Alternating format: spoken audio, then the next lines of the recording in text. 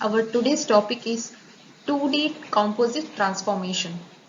So in our previous videos, we have discussed about 2D transformation. So now let us discuss about composite transformations, and this is also again we are going to consider 2D plane. And here let us see what is composite transformations. Okay, so here using matrix representations, we were usually representing the 2D transformations. Okay, now what we are exactly doing is we are going to have sequence of transformations. So what is this sequence of transformations? So it may be like, see, you may be applying translation twice for the uh, particular object. Okay, so suppose I take an example, like you are applying for an object translation twice. Okay, then you have a sequence of transformations. Okay, and suppose in the other example you may be taking an object and you are going to apply scaling twice. Okay, not only once, twice you are applying. Same way if you are applying your rotation for an object twice or more than twice. Okay, you can say it can be more than uh, uh, twice also. Okay, thrice also you can do, but we are applying the transformations more than once. Okay, and similarly you can take a combination now. Suppose for an object whatever you consider, you may first translate an object and then you may go for rotating the object. So again it is a composition of two transformations operations, is it? So now this is what we are saying here, sequence of operation. You have a, when you are having a sequence of operations, again there will be sequence of matrices that has to be multiplied. So what exactly we may be doing for getting a composite transformation? We calculate composite transformation matrix rather than applying individual transformations. So in the previous videos, whatever we have discussed earlier, we had a single transformation, individual transformations. For example, you had a simple formula like P dash. To obtain P dash, what had a formula? You had the P dash is equal to M into P. Okay, so M may be, you may be applying translation. Okay, it was again individual translation matrix it may be, or if you are, especially if you are applying for scaling an object, then again that scaling matrix will be again individual matrix. Okay, and if you are rotating an object, then also it will be a individual matrix you are going to consider for rotation also. But now we are applying the operations, the two kinds of operations or more than two kinds of operations to a particular object. Okay, so that is called rather than applying individual transformations, we are going to apply a combination of transformations. Okay, so that's why what happens to your equation now. So I said that it's not only one single matrix, you are going to consider more than one. So what happens, suppose if you are applying, maybe I say for example, you are going to apply translation for an object twice. Okay, then what happens, you have to write the matrix for first translation operation. Okay, or you consider T1, and next matrix also again you have to write, again translation operation it is, so that's why again one more matrix you have to write. So what happens, you will be getting two matrices, we name it as M1 and M2. So that's why your equation becomes now, for a composite transformations, you are going to have equation as P dash is equal to M2 into M1 into P, where M2 and M1 may be the combinations of transformations.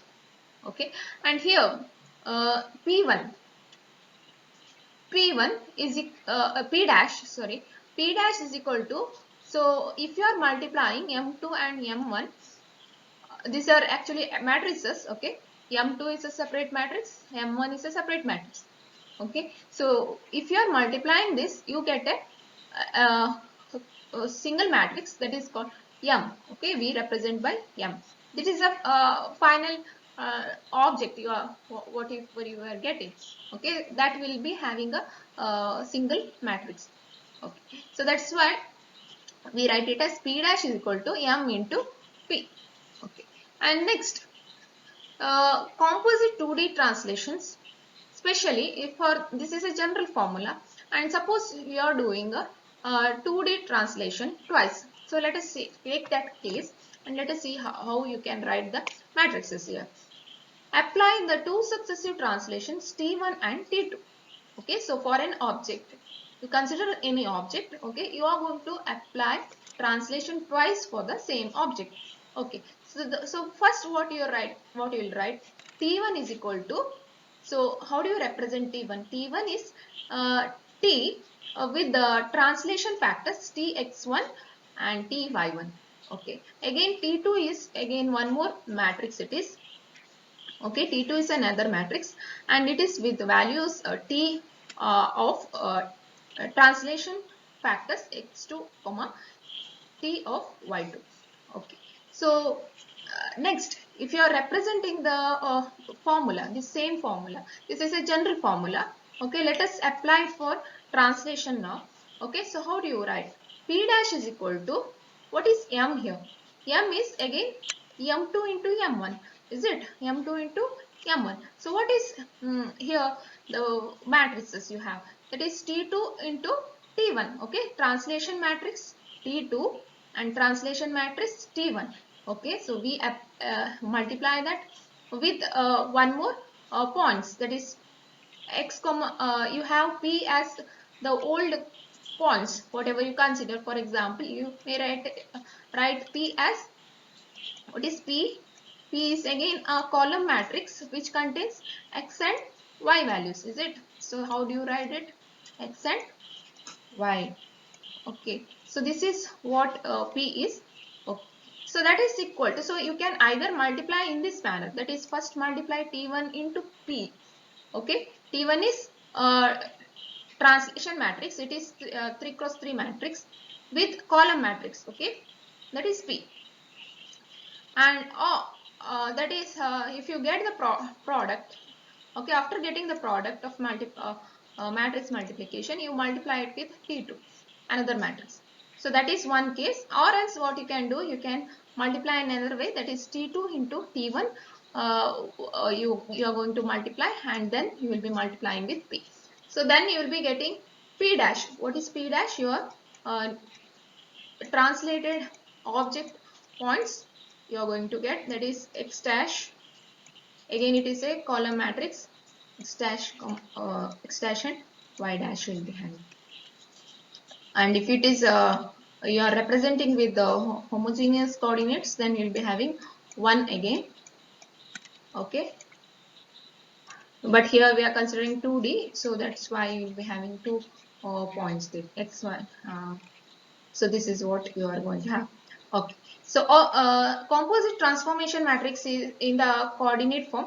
Also the composite transformation matrix for this sequence of translations is, how do you write it is, it is translation matrix T2 you have. Okay, that is multiplied with translation matrix T1, and also along with that you are going to multiply the so here T and okay, so here you have that is equal to the final translated matrix, that is T. Okay, so this is what your equation or matrix is for transformation. Now, transformation in the sense, here it is a translation operation you are going to do. So here the values, let us see that T2, okay, T2 is 1 0 T2x, 0 1 T2y, 0 0 1. Okay, so this is the values you have. So this is the translation matrix, and next translation matrix you have 1 0 t1x 0 1 t1y 0 0 1. So if you multiply this, you get a new matrix, that is 1 0 t1x t2x 0 1 t1y plus t2y 0 0 1. So this is your T matrix T, whatever. Okay.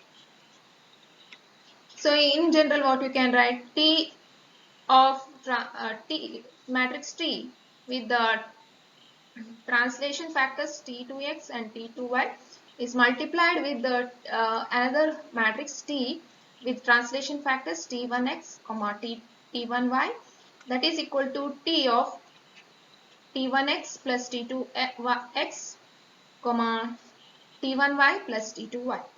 Okay, so this is our formula.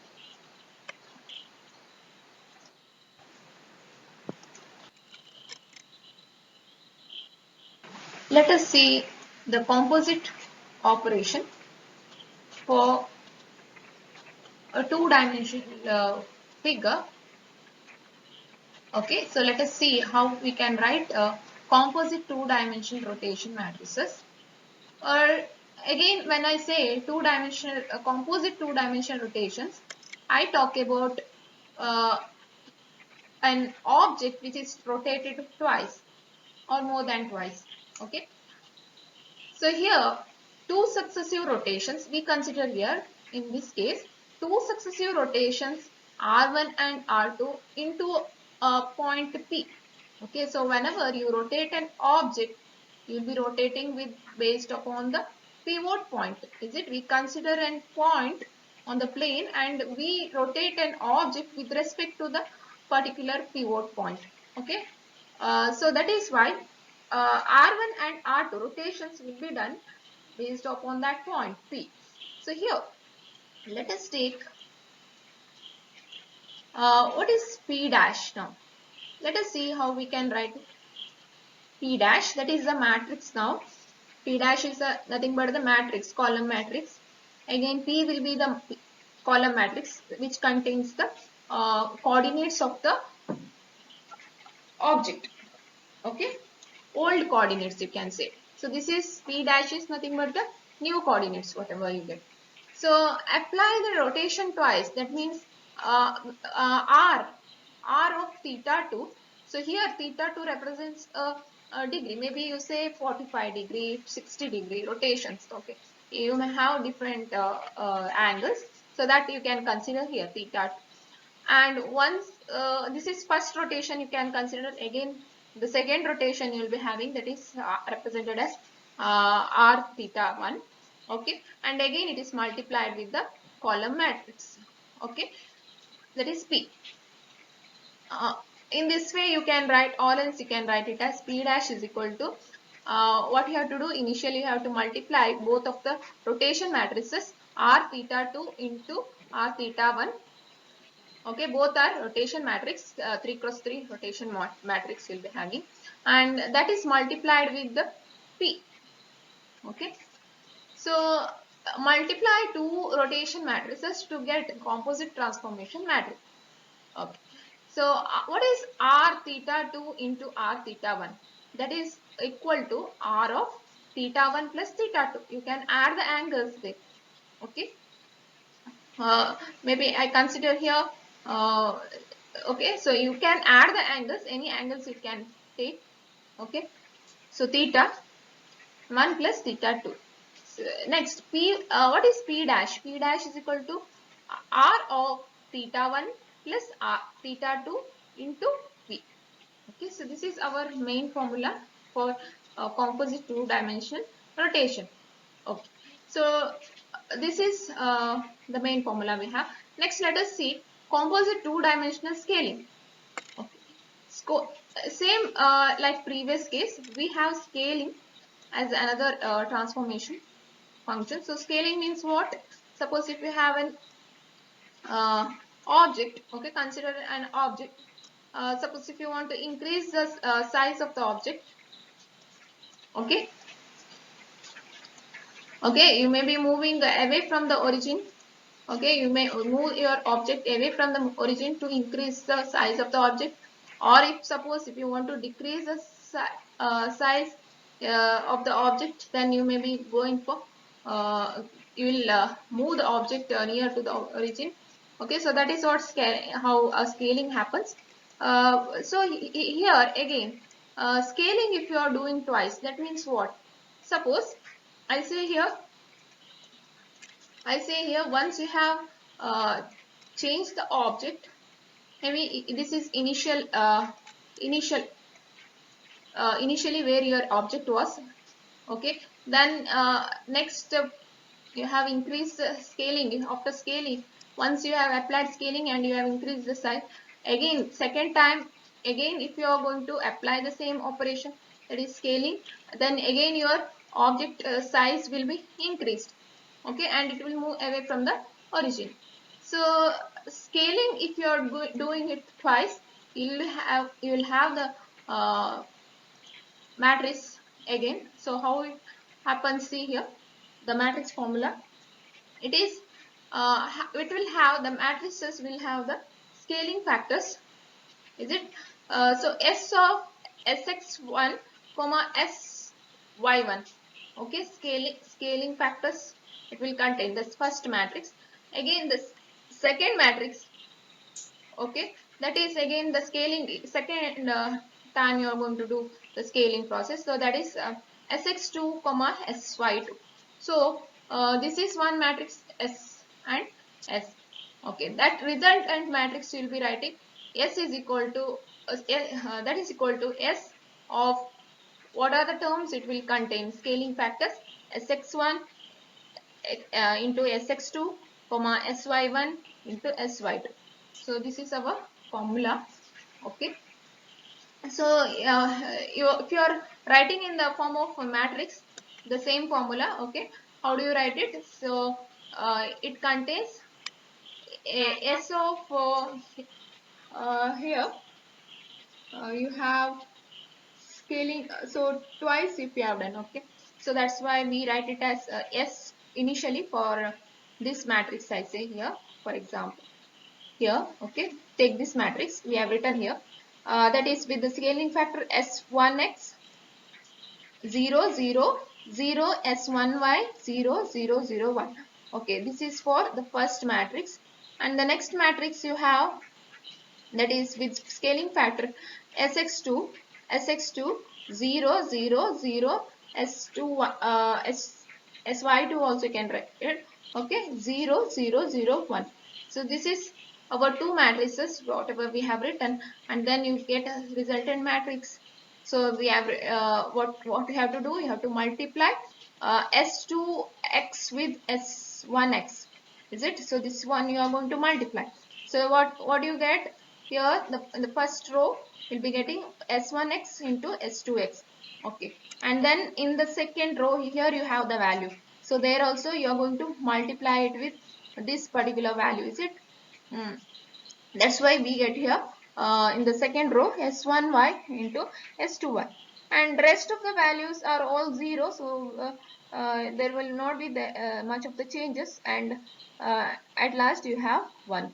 Okay, so this is actually a homogeneous coordinate system we write it.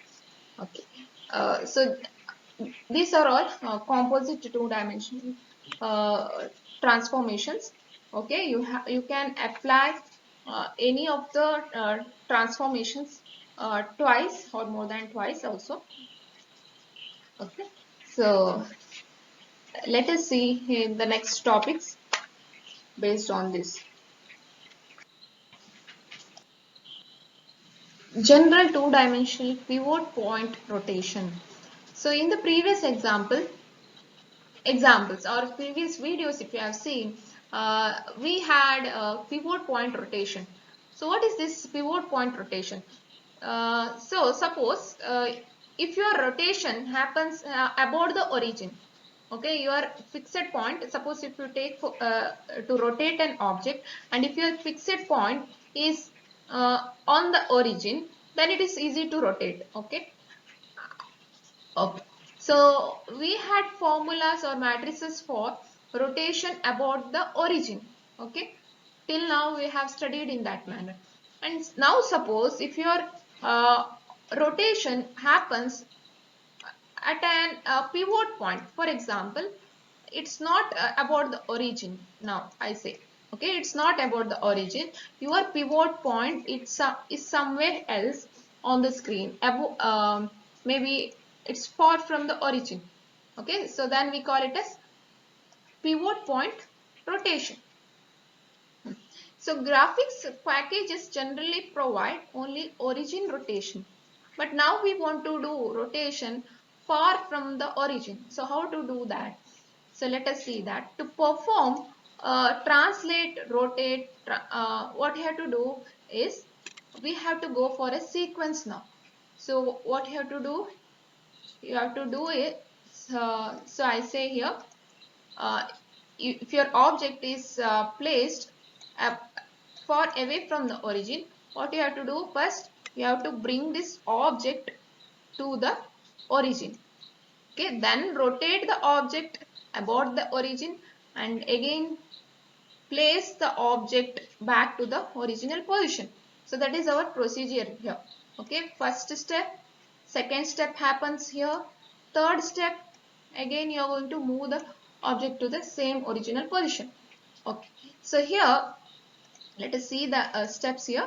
To perform the pivot point rotation, you have to follow three steps here. What you have to do? You have to first initially translate the object to move the pivot point position to the origin. So what you have to do? First step is bring the object to the origin. Okay, so wherever your object may be placed in the xy plane, you have to bring the pivot point to position to the origin. Then we know that it is easy to rotate an object about the origin, so rotate it whatever angle it may be, rotate the object. Then again you have to place the object back to the original position. Okay, so that is what we are writing here. Rotate the object. Second step is rotate the object, that is where you are rotating on the origin. Then translate the object back to the original position. So now let us see, so we have done rotation now. So now let us see how to write the this composite transformation matrices now. So you represent first step, what you have done, that's translation. So that's why T of xr comma yr you write, and then you perform rotation about the axis. Okay, so that's why r of theta you write. This is another matrix you have, and one more matrix you'll be writing, that is inverse transformation translation matrix. Okay, inverse matrix it is, because you are going to move the object to the original position, so inverse action you are going to do. So that's why we write it as T of minus xr comma minus yr, and then you get the composite uh, matrix. Okay, that is represented by r of xr comma yr comma theta. So this is the final object matrix it is. Okay, where you have positioned after movement everything you have placed somewhere. Okay, so that matrix it is going to show. So here let us elaborate it. Okay, the same formulas. So T you have a translation function initially. So what is how do you write 10 xr 01 yr 001. Okay, translation means we generally write the components here.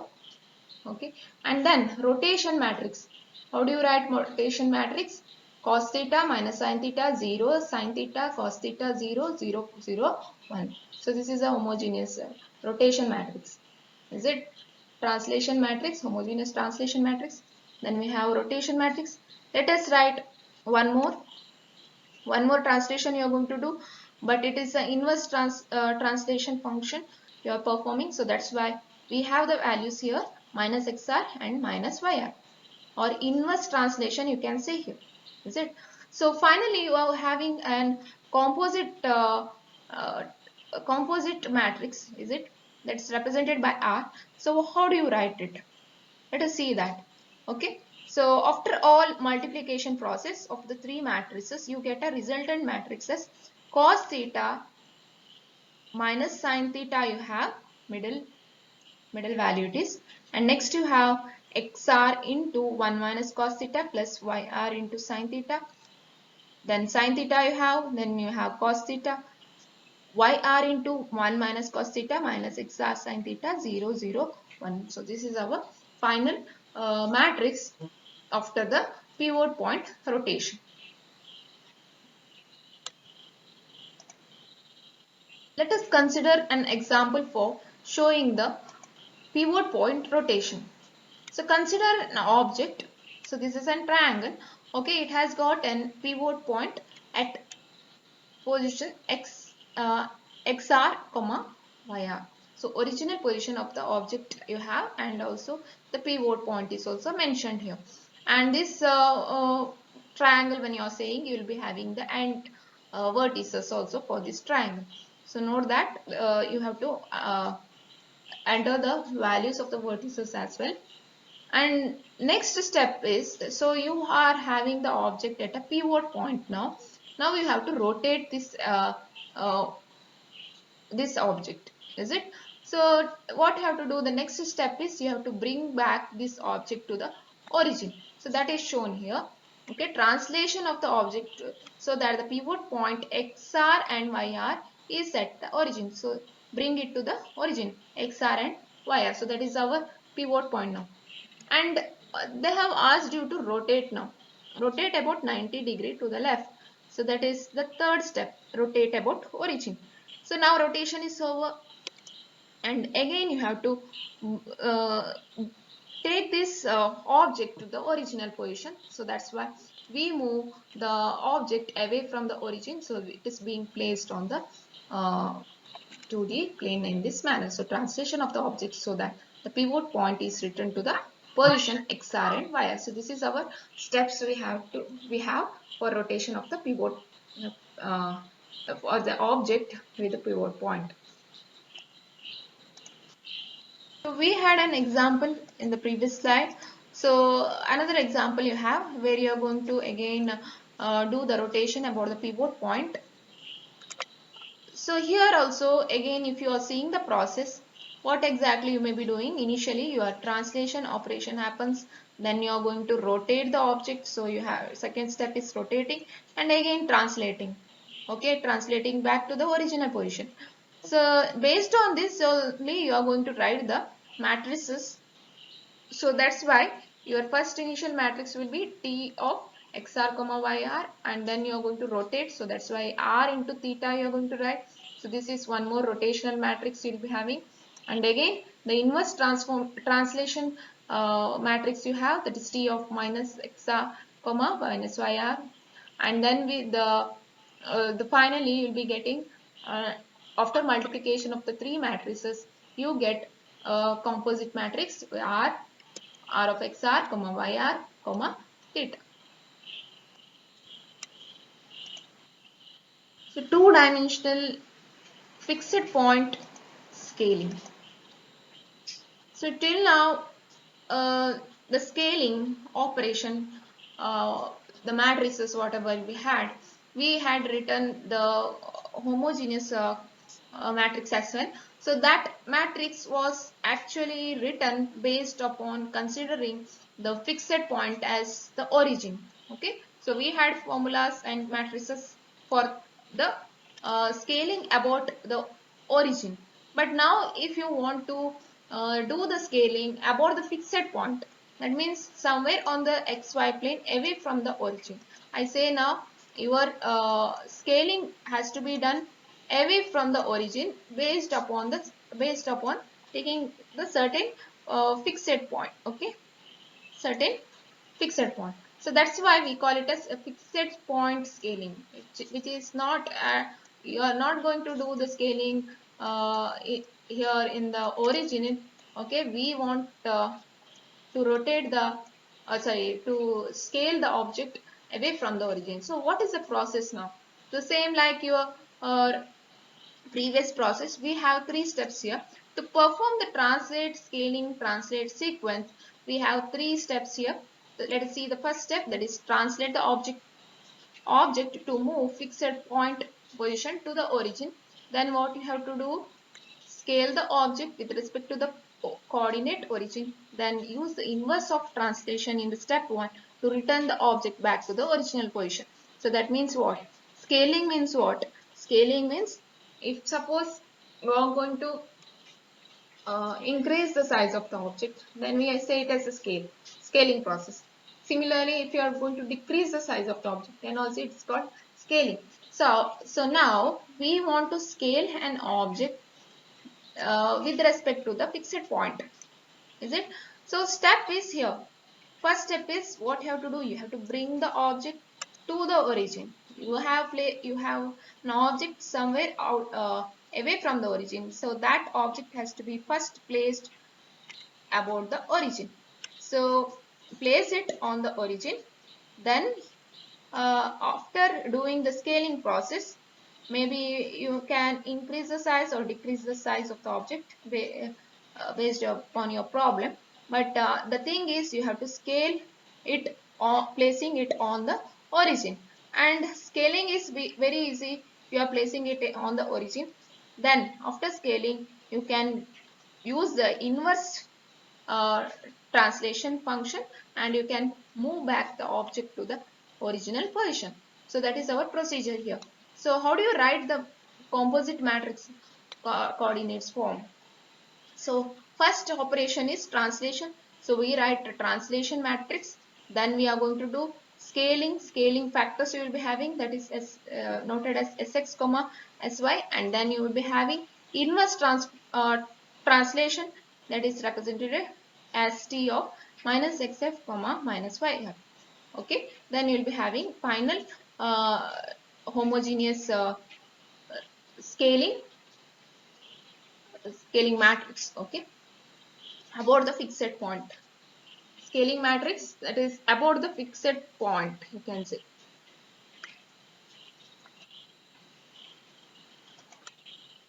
So let us see an example how a fixed point scaling happens. The first example, let us take here. You have an object. Okay, now you want to uh, do the scaling process for this object, and this object is placed away from the origin. Okay, so what you have to do, you have to bring this object to the origin initial. So that is our second step here. Translate the object so that fixed point sx, xf and yf is placed at origin. So you have a fixed point that has to be placed on the origin. So that's what you are going to do. And now you want to decrease the size of the object. Scaling operation will be done. So you have already scaled the object with respect to the origin. Then what you have to do? You have to keep this object again to the original position. So you are going to move this object to its original position. So that's what you have to do, the translation operation now. So translate the object so that the fixed point is returned to the position xf, yf. So now let us see the matrix for fixed point scaling. Okay, what we have done initially, the steps were translating the object, translation function was applied, then scaling, then again inverse translation. Okay, so this is what we had, the matrix multiplication was done. Okay, so that's why we write the matrices now for translation. Okay, with translation factors xf and yf you have, and then you are going to do scaling. So scaling matrix you write, okay, with the scaling factors sx and sy in this position, and then you have inverse translation matrix. So that is what we are writing here: 1 0 minus xf 0 1 minus yf 0 0 1. So after all multiplication of the three matrices, you get a resultant matrix, that is the resultant matrix of fixed point scaling, you can say. That is having the values sx. So first first row value is sx. Then you have 0, then xf minus 1 minus xs. Then you have second row at 0 sy yf 1 minus 6y, 0, 0, 1. So this is our final matrix for fixed point scaling. So now another example we have, that is general two-dimensional scaling directions, how we can apply. Let us see. So we can convert a normal square to a parallelogram. Okay, let us see how to convert this. So we have a formula here to actually convert a square to a parallelogram, or some other objects also you can consider. But actually we are considering here two directions, that is S1 and S2 also.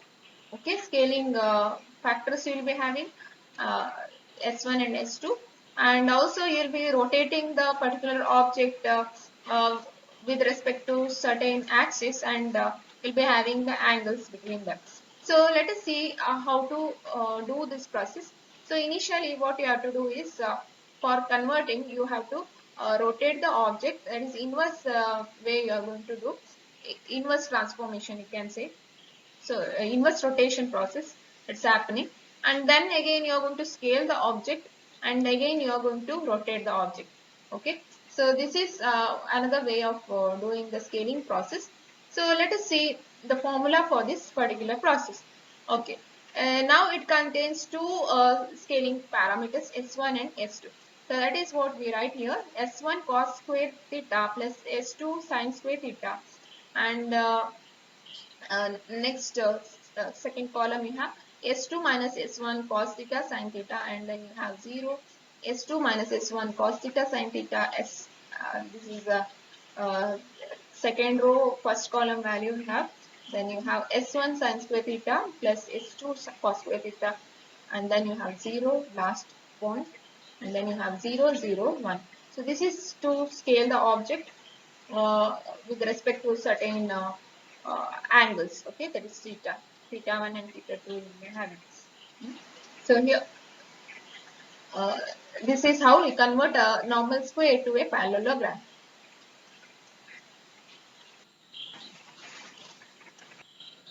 Some points has to be remembered while doing the multiplication process in case of transformations. So let us understand the properties here. So matrix concatenation properties, these are. First property says that multiplication of matrices is associative. So what do you mean by this? So you know associative law or commutative laws, is it? So let us understand this for matrices especially. For any three matrices, consider here matrices M1, M2, M3. The matrix product M3 into M2 into M1 can be performed by first multiplying M3 and M2, or by first multiplying M2 and M1. Okay, so either you can start multiplying M2 into M3 into M2, and after getting the product you can multiply with the M1. So that is one step, and or else what you will be doing, M2 into M1, and then you will be multiplying the resultant with M3. So that is the two ways you have. So in general what you can write, M3 is equal to M2 into M1, that is matrix multiplication is equal to M3 into M2 into M1, that is equal to M3 into M2 into M1. So we can consider a composite matrix either by multiplying from left to right, or by multiplying from right to left. So this is for matrix multiplication we have the associative law. Property 2 is transformation products, on the other hand, may not be commutative. So in our case, we are going to actually multiply the matrix with values of transformation. So it may be translation function, or it may be rotation, or it may be a scaling process. So these all will be in terms of matrix format, is it? So the matrix product now in this case is suppose if we have M2 into M1 may not be equal to M1 into M2. Okay, so this means that if we want to translate and rotate an object, we must be careful about the order in which the composite matrix is evaluated. Why? Because see, let us take an example here. Okay, so you want to just want to translate the object and rotate the object. So let us go in order. So take this first example. See here, first they have done uh, translation. Okay, so the object was here, they have translated here to this particular position, and they have rotated the particular object for about 45 degree, and they have placed the object in the final position. The final position of the object is here. Okay, so now you might have done the matrix multiplications, and then you have reached this final position. But if suppose if your order is changed, for example, now you may be thinking you have an original object here. Uh, you will be first rotating the object, and then place you will be translating the object. So what happens, your position of the object will be somewhere else. It's not in the on this position, it's bit down, is it? So that is the changes you have when you are going to actually do this particular operations, matrix multiplications. When you are doing, you have to be very careful about the order in which your composite matrix is being evaluated, or else your position of the object will be somewhere else. So let us take an matrix, different kind of matrix you have here. A two-dimensional transformation representing any combination of translations, rotations and scalings can be expressed as x dash y dash 1, that is equal to, see here, rotation r is nothing but rotation you have, then scaling factor also you have, again r into sxy, so rotation into scaling you have here, and then translation, rotation, scaling. So this is now actually what you are going to, this matrix format is the combination of translation, rotation and scaling process. Okay, so this is our so if you are doing all the three processes together, combination, then we are going to write this matrix. Okay, and it's multiplied with again the original coordinate positions x, y and 1. So a two-dimensional rigid body transformations. So what do you mean by rigid body? Your rigid body won't change its shape. Okay, so it won't change its shape means your scaling factor is 0, or you are not going to do any scaling operation there. So now let us see how your matrix format will be. See, the same formula is being changed to, see, all the scaling factors. If you are going to remove now, how it looks, just to see, you don't have scaling factor, s will be all cancelled. So what happens, all s is being cancelled, the scaling operator, you are doing the transformation for the rigid body, so that's why only rotation and translations you can do. So that's why your matrix is being converted in this manner. Okay, so if the transformation matrix includes only translation and rotation parameters, it is called rigid body transformation matrix. So in general, two-dimensional rigid body matrix will be in this format. Okay, so this is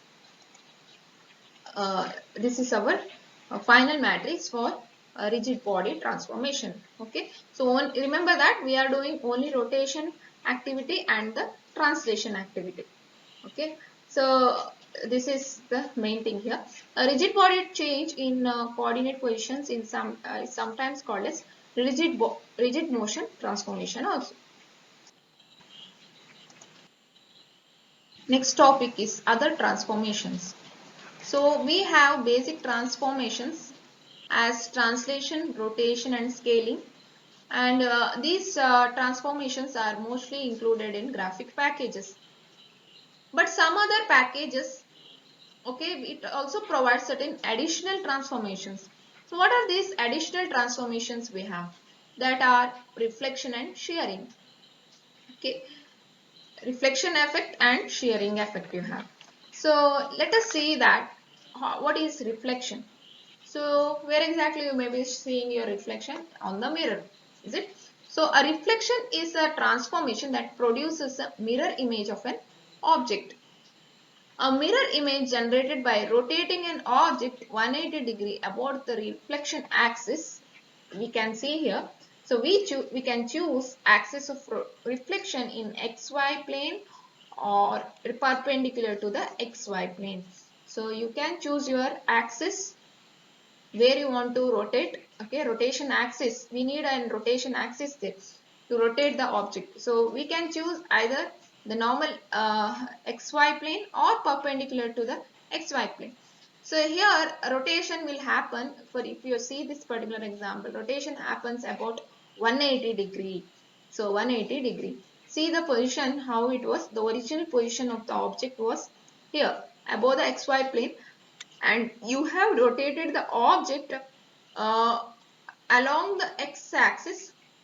Okay, keeping y is equal to 0, you have rotated the object and you have got the reflected object in this manner. Okay, so this is our final position of the object. So this is a normal reflection activity I am going to show. Let us see in detail how reflection happens.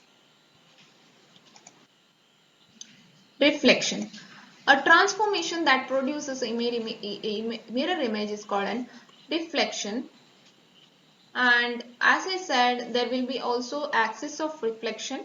So you can take axis as x-axis or y-axis for rotating.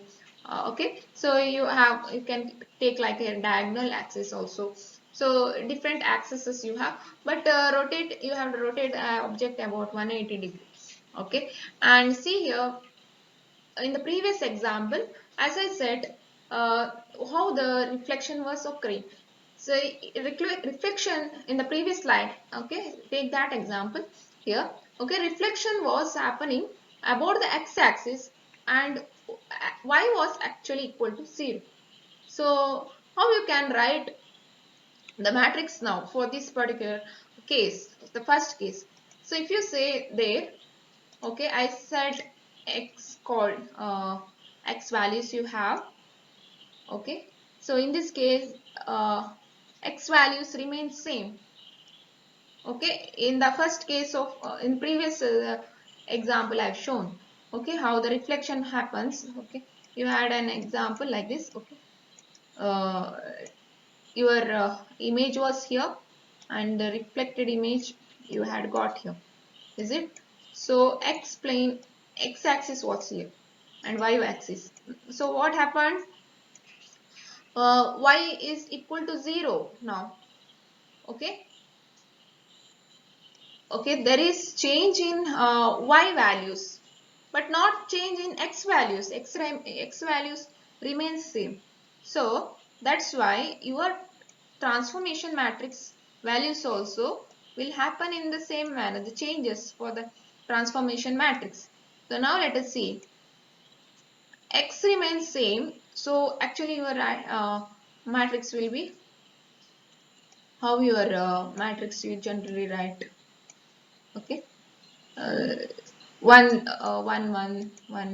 like this, diagonal elements will be 1 and rest of the values will be 0. But now I want to change only the y values. That means where you have y value, this one, is it? So that has become -1. Only y values I'm going to change, not the x values. X values remains same. And z axis we are not going to consider because it is a 2D object. Okay, so z value also has not been changed. It is 1 itself here. Is it? So we need to change only. So x value is remaining same. Okay, remains same. So that's what main thing we have, remains same in this case. Y value changes. This transformation retains x, so that is what I meant here. This transformation retains x values but flips the y values of the coordinate. Flipping means it is going to change the y values. So that's why you got -1 here. Reflection about x is equal to 0.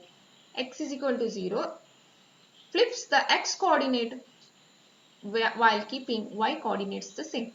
So that is the next case you have. So I said here, previous case you had rotated or you have rotated the object along x-axis. Now I am going to rotate the object along y-axis. Okay. So let us see in this case how matrix format will be. See the matrix format. So here in this case we are going to see you had an object here in the origin position and your reflected image is here. Okay. See, in this case your y values remain same but x values will be changed.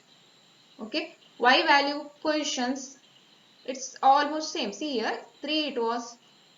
From here if you are counting it's 3 or some position if you are seeing here. Okay, it's not changed. Y-axis values are same but x-axis values are being changed. Okay, y positions are not going to change. So that's why we need to change the x coordinate values. So your x coordinate values are being changed. So that's why we need to change -1. We need to change the value and we have written -1 here. Okay, but y values remains the same. Z values are not going to change. Why? Because it's a 2D figure. Is it?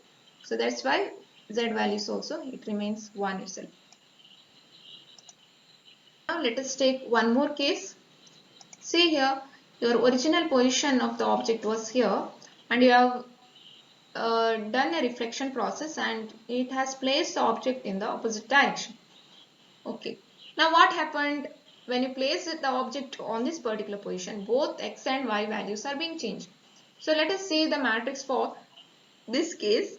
See there, x value is also changed to -1 and y value is also changed to -1 and z remains same. Why? Because it's a 2D figure.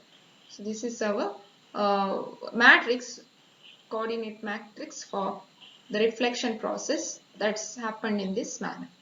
Okay, and remember that here also the rotation angle is 180 degree.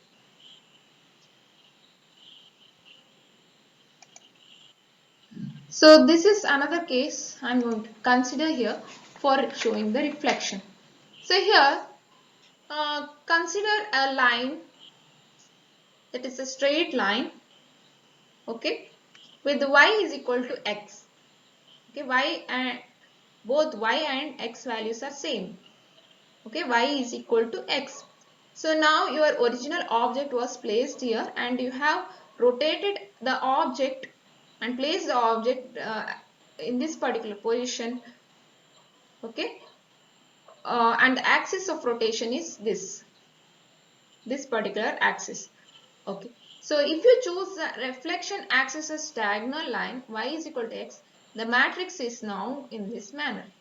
See the matrix values. Okay, so what exactly happened here? If you see carefully, your x and y values are interchanged. Just observe that. I said you here z value have. Okay, so what you can actually understand is initially if you're taking your values as this way, initially suppose if your matrix was this way, you just interchange the values. Okay, place x value. So why? Because y and x values are same. Y is equal to x. That's why just interchange that. X value you place it in y. So that's why we got here in this manner. And y value you place it in x coordinate in this position, x coordinate position. So that's why you got x value. If it is one, it was actually here. Okay, that is being placed here. So just to interchange that values, exchange the values. So that is what the meaning here is. And next let us see, suppose now you have y is equal to x. This is our position. Suppose the diagonal is in this manner, y is equal to minus x if you have. Okay, what you have to do, we have to uh, concatenate the matrices in this form, okay. What exactly you have to do in this case, you have to rotate the particular object about 45 degree. uh, Reflection has to be done about the y-axis, and the counterclockwise rotation has to be done about 45 degree, and the resultant matrix is, again, if you see, you'll be having all values, that is whatever you had previous values. Okay, x is actually minus 1 we are going to consider now, so that's why everywhere it's minus 1 you have to make it. Okay, same matrix is just being changed to 0 minus 1 0 minus 1 0 0 0 0 1. Why? Because you are actually changing y is equal to minus x. Even if you exchange, what happens? Y is now equal to minus x. So that's why we get values in this manner. Next transformation, additional transformation it is.